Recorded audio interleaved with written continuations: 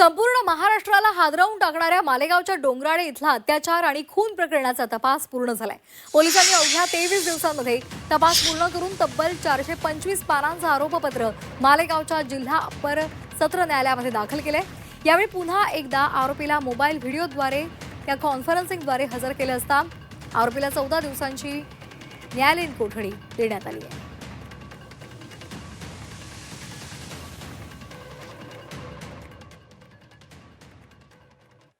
पोलिसांनी त्याच्यात 453 पानांचं चार्जशीट नुकतंच मेहरबान कोर्टामध्ये दाखल केलेलं आहे।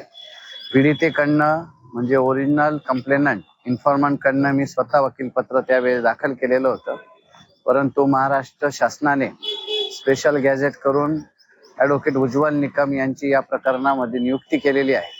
लवकरच उज्ज्वल निकम साहेब त्या प्रकरणामध्ये हजर होतील आणि पुढील सुनावणी चालवतील। परंतु मीनवाईल आरोपीच्या वकिलांनी अरेस्ट ही इल्लीगल आहे असं ॲप्लिकेशन दाखल केलेलं आहे।